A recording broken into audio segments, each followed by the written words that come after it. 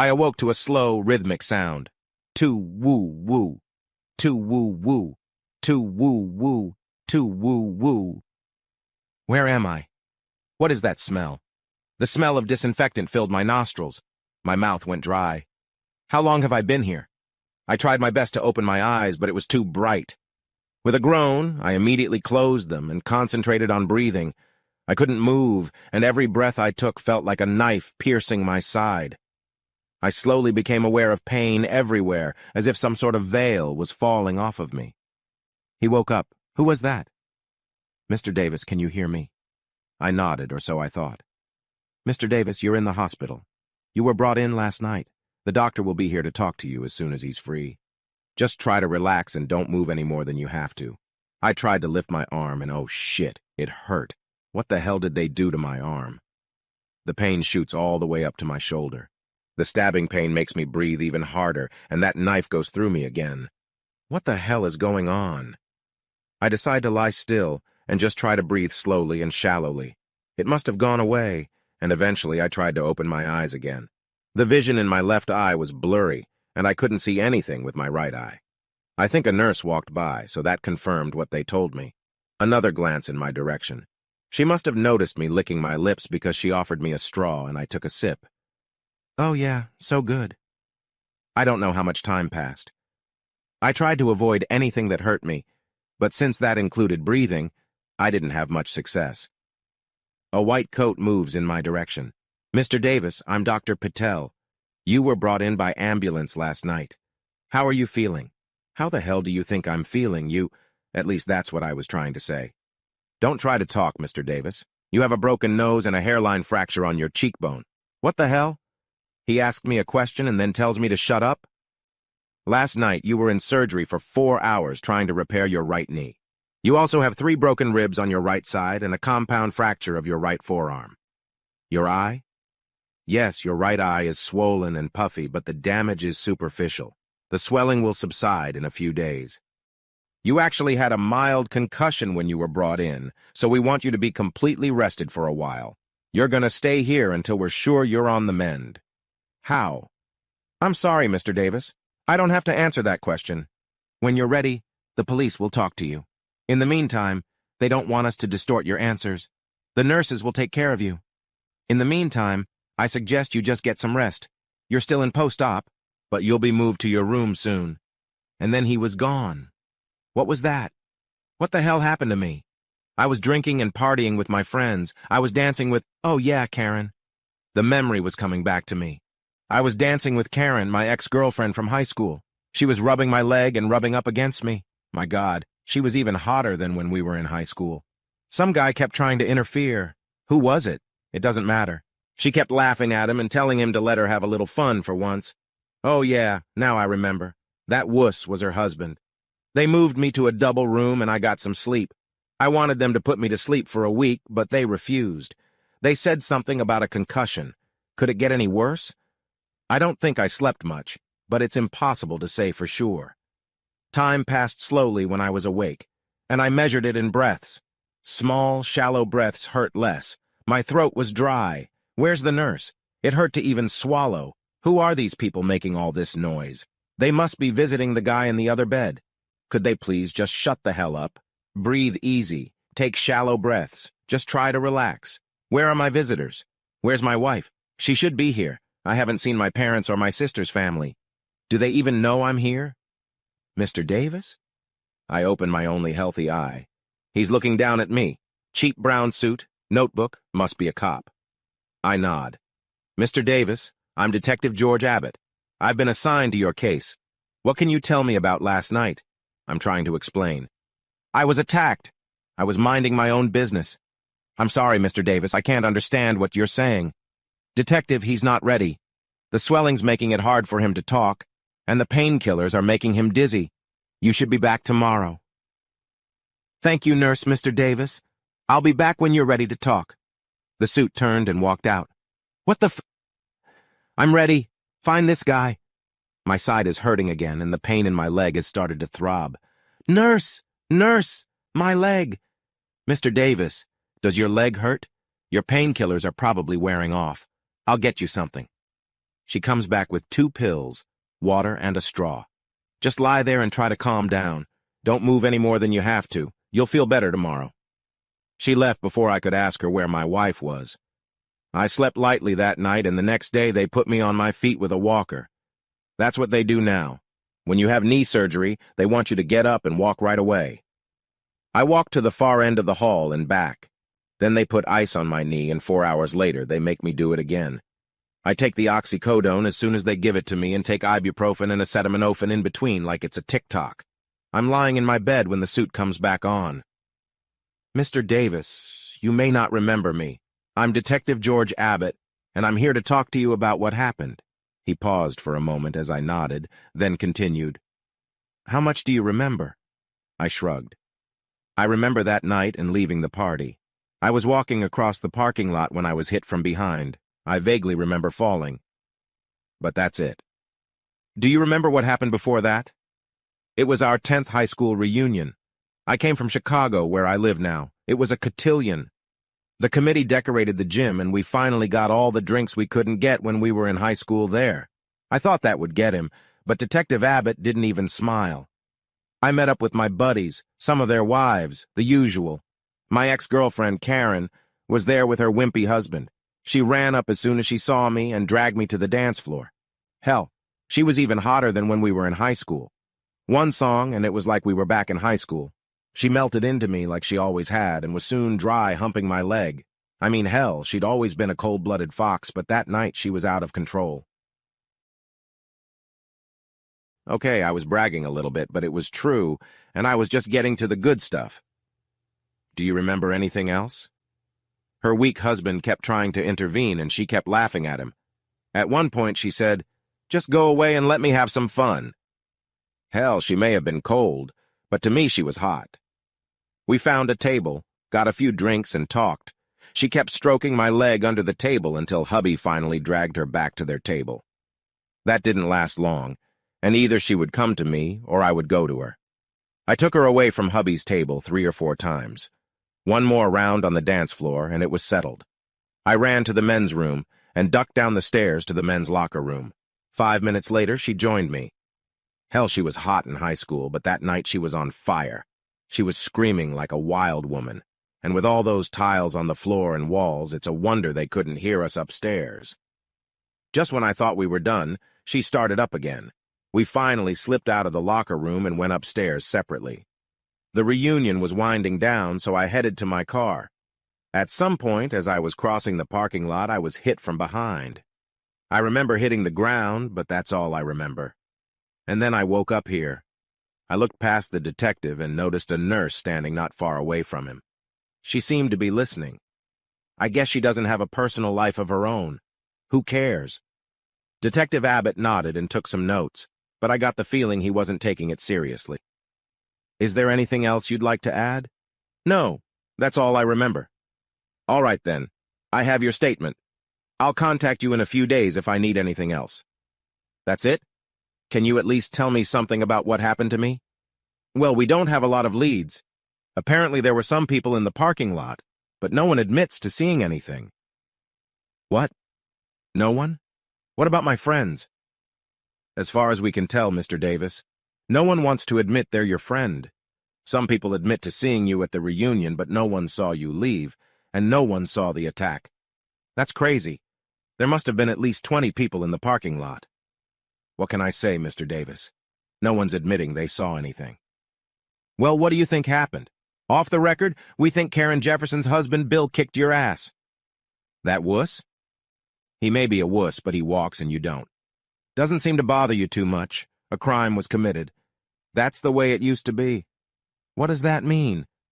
It used to be a crime to have sex with another man's wife, but that law was repealed years ago. Now it's just a nasty thing that no decent man with a shred of self-respect would even think of doing. I looked him in the eye. He didn't even try to hide his disgust. Sighs. Okay, I get it. You're going to pretend like this never happened. Not at all, Mr. Davis. If anyone comes forward with new evidence, we'll certainly consider it.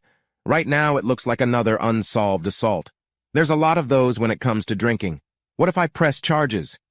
You can do that, but without proof, it probably won't lead anywhere.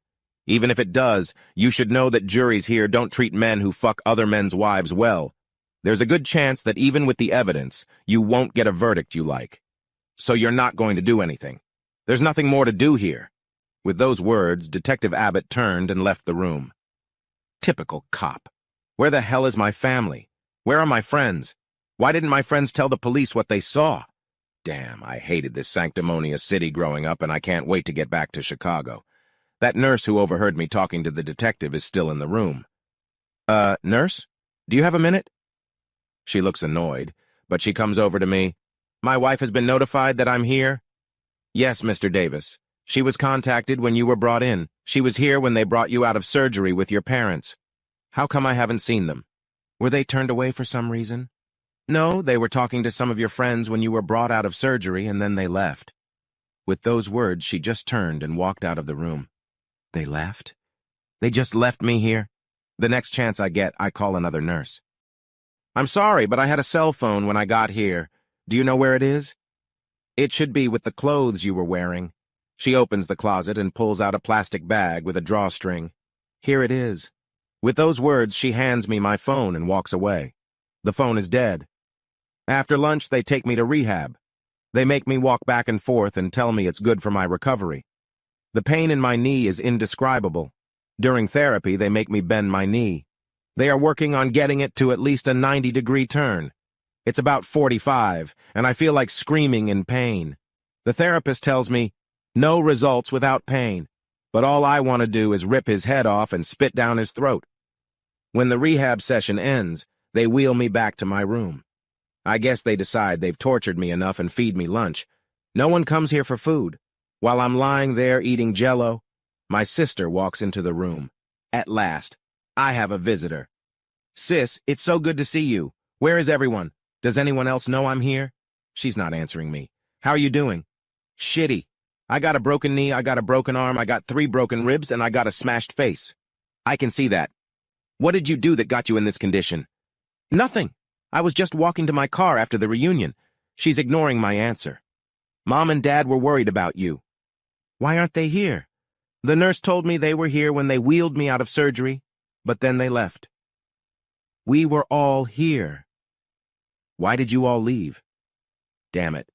I've been here for almost 24 hours, and I haven't seen one friendly face since I got here."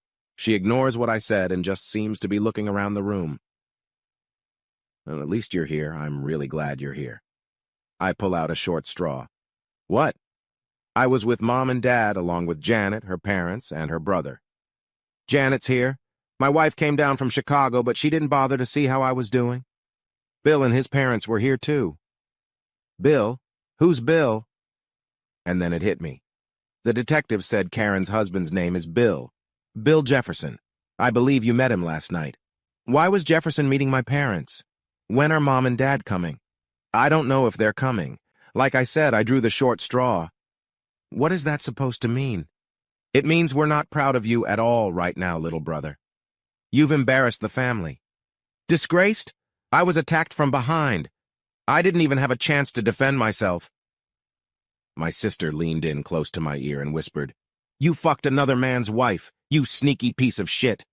Do you think Mom and Dad are proud of you right now? You think they want to show up at church next Sunday? Do you know what it was like for them to come face to face with Bill and his family and admit that they raised a despicable coward who sneaks around behind another man's back and fucks his wife? It wasn't my fault. She wanted it. A man can't resist that kind of pressure. By this time, she had straightened up again. She looked me in the eye and said, "You are not just a man. You're a married man. And don't give me any of that bullshit about you being a victim. Everyone at the reunion is talking about how you went after her." Oh, she wanted it. It wasn't just me. Pig! So what if she wanted it? You could have shown some character and not embarrassed the whole family. I wasn't going to win this argument today, and I needed someone to help me. Okay, maybe I could have behaved better, but it's all water under the bridge now. Nothing. When's Janet coming? Does she know? How angry is she? Well, she had a long talk with Bill and some of your former classmates, so take a wild guess. How did they find out? My sister shook her head. Oh, I don't know. Let's see. Karen was screaming in the tiled room just below the dance floor, screaming like someone was being murdered. A few men ran down to the basement, followed by a few women, and everyone saw you two fucking like animals. Did you know there are cell phone videos, multiple cell phones?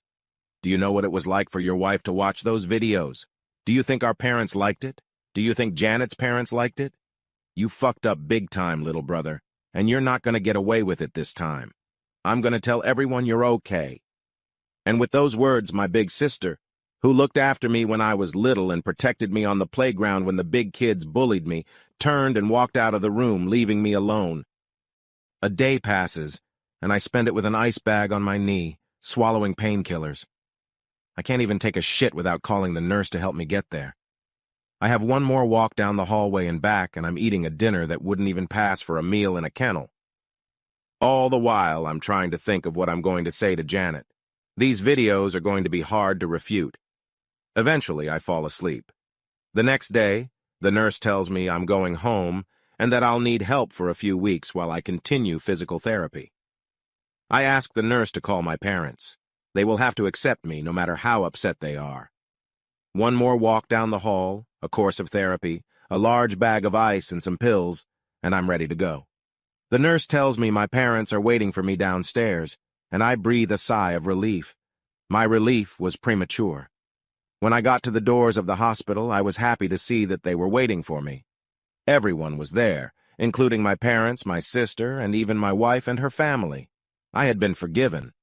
Once again, my relief was premature. My loving wife walked over to my wheelchair, reached behind my back, and then slapped me in the face with everything she had. "You bastard!" she shouted, and then turned and walked out the door accompanied by her parents. My mother walked over to me and I cringed. "You're still my son, and I love you, but I'm not ready to see you yet. We've agreed that you'll go to a rehab center until you can function on your own. Maybe by then we'll be ready to talk to you." My dad just said, "Don't count on it," and they both walked to their car. My wife's brother came up to me and said, "You know what I do for a living, right?" I said, "Yes, you're a lawyer." He dropped a thick envelope in my lap and said, "You have been served. The package contains a petition for divorce and a court order to stay away from your home, your wife, and your children until the case is heard." By the time I took my eyes off the envelope in my lap, it was gone too. "Sis, what's going on? Remember when I told you I drew the short straw? Now, do you know what that means? Nobody wanted to come and see how you were doing. We drew lots and I lost." With those words, she turned and walked away. I thought that was it. But then I noticed another one leaning against the wall. If there was anger and sadness in my family's eyes, there was hatred and rage in his eyes. "Hey, Bill. I suppose you've come for your piece of flesh?" He straightened up, took a few slow steps toward the door, turned and said, "Get ready, Davis. I plan on taking it in installments." Then he disappeared. I thought there had been times in my life when I had been alone, but until that moment, I hadn't known what loneliness really was. Everyone I thought cared about me had turned their backs on me, all because of a little pussy on the side. What the hell was the big deal? The wuss was pissed. I understand that. But why my own family? I took a cab to a rehab center and settled in for 2 weeks of daily torture. They'd let me go when I could climb the stairs. In all this time, not a single person came to see me except my lawyer, and I paid him extra for that. I tried to call Karen, but she wouldn't return my calls. I later learned that she was struggling with her own divorce. My arm, ribs, and knee, not to mention my face, told me that Bill was not the forgiving type. I'll give her some time. Maybe she'll come to her senses. When I returned to Chicago, I found I still had a job, but I needed to find an apartment. The divorce was quick. It seems that although no one saw me get attacked in the parking lot, everyone lined up to testify about what they saw in the locker room. When it was over, my lawyer said I was lucky I kept my balls. That's the whole story of my reunion. I doubt anyone will forget about it anytime soon. I know I won't, so it's a dark story. In case you haven't noticed, I'm not a fan of men who fuck other men's wives. I like to think that most people strive to be decent, fail sometimes, and will take a stand when life demands it. I also like to believe in the power of forgiveness and redemption, but it's not always there when you need it.